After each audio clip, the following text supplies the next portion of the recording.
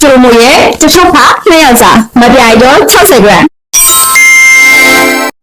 ပရိသတ်များအားလုံးပဲမင်္ဂလာပါခင်ဗျာဩစတြေးလျနိုင်ငံအရှင်ပြလက်ခံကျင်းပပေးခဲ့တဲ့အမျိုးသမီးအာရှဖလားပြိုင်ပွဲကြီးဟာဒီနေ့မှာတော့အောင်မြင်စွာပဲပြီးဆုံးသွားခဲ့ပြီဖြစ်ပါတယ်ခင်ဗျာအမျိုးသမီးအာရှဖလားပြိုင်ပွဲရဲ့ final ပွဲစဉ်မှာအရှင်ဩစတြေးလျအမျိုးသမီးအသင်းနဲ့နာမည်ကြီးဂျပန်လက်ရွေးစင်အမျိုးသမီးဘောလုံးအသင်းတို့ထိတဲ့တွေ့ခဲ့ပါတယ်ခင်ဗျာတကယ်ကိုပွဲကြီးပွဲကောင်းတစ်ပွဲဖြစ်ခဲ့ပါတယ်နှစ်ဖက်အသင်းသားအားလုံးဟာဥရောပရဲ့ထိပ်တန်းလိဂ်တွေမှာကစားနေတဲ့ကစားသမားတွေလည်းအများပြားပါဝင်လာမှုအပြိုင်မှုကလည်းပြင်းထန်ခဲ့ပါတယ်ခင်ဗျာဒီပြိုင်ပွဲမှာရှိကျူးရမှာကတော့ဂျပန်လက်ရွေးစင်မျိုးသမီးဘောလုံးအသင်းရဲ့ခံစစ်ကြောင်းစုစည်းမှာကြောင်းဝယ်ဖြစ်ပါတယ်ခင်ဗျာဂျပန်လက်ရွေးစင်မျိုးသမီးဘောလုံးအသင်းဟာဒီပြိုင်ပွဲတစ်ချောင်းမှာပေးကိုဆိုလို့တကူပဲရှိခဲ့ပါတယ်အဲ့ဒါကပြီးခဲ့တဲ့ semi final ဆင်ပွဲစဉ်မှာ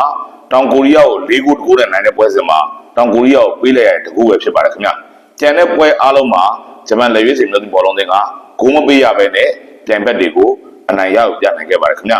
ဒီနေ့ final ပွဲစဉ်မှာဆိုရင်လည်းဂျပန်လက်ရွေးစင်မျိုးသမီးဘောလုံးအသင်းရဲ့ကွင်းလယ်ခံစစ်နဲ့နောက်တန်းကတော်တော်ရှိကျူးကိုကောင်းပါတယ်ခင်ဗျာဩစတြေးလျလက်ရွေးစင်မျိုးသမီးဘောလုံးအသင်းဟာအင်ရှင်အားကိုအားပြုပြီးတော့ဂျပန်ကိုဇက်တိုက်ဆိုသလိုဖိအားပေးပြီးကစားခဲ့ပါတယ်ဂျပန်လက်ရွေးစင်မျိုးသမီးဘောလုံးအသင်းကပွဲအစ18မိနစ်မှာတင်ဂိုးရရှိခဲ့ပါတယ်ခင်ဗျာ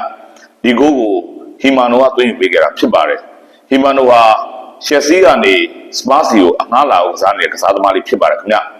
အခုပွဲမှာတော့သူဟာအကောင်းဆုံးပုံစံနဲ့ရှေ့စွမ်းပြကစားသွားခဲ့တယ်လို့အသင်းအတွက်အဖို့တန်အနိုင်ဂိုးကိုသူသွင်းပေးခဲ့တာဖြစ်ပါတယ်ခင်ဗျ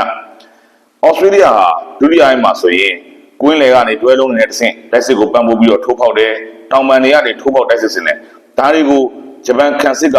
လုံးဝအမှားယွင်းမရှိဟန်တာသွားခဲ့တယ်လို့ဂျပန်ဂိုးသမားကလည်းဩစတြေးလျဂိုးရနိုင်တော့တဲ့အပိုင်အခွင့်အရေးတွေကိုလက်စွမ်းပြကာကွယ်သွားခဲ့တာကအင်ရှင်ဩစတြေးလျအလုပ်သမီးတွေကိုအခက်ကြုံသွားစေခဲ့တာဖြစ်ပါတယ်ခင်ဗျဟုတ်ကဲ့ပွဲပြီးမှာတော့ဂျပန်လက်ရွေးစင်မျိုးသမီးဘောလုံးအသင်းကဩစတြေးလျလက်ရွေးစင်မျိုးသမီးဘောလုံးအသင်းကိုတကူကိုမရှိဆွေရလာတဲ့နိုင်ပြီးတော့ချန်ပီယံဖြစ်သွားခဲ့ပါတယ်မျိုးသမီးအာရှဖလားပြိုင်ပွဲရဲ့ semi final အဆင့်ကိုတက်ရောက်နိုင်ခဲ့တဲ့ဩစတြေးလျဂျပန်တောင်ကိုရီးယားတရုတ်ဒီအသင်းလေးအသင်းကတော့အမျိုးသမီးကမ္ဘာဖလားပြိုင်ပွဲကိုတိုက်ရိုက်ပါဝင်ကစားခွင့်ရရှိသွားခဲ့ပြီဆိုတဲ့အကြောင်းလဲပြည်သက်တွေသိရှိရအောင်တင်ဆက်ပေးရပေးလိုက်ပါတယ်ခင်ဗျာကြည့်ရှုအားပေးတဲ့ပြည်သက်အားလုံးကိုအထူးပဲကျေးဇူးတင်ရှိပါတယ်ခင်ဗျာ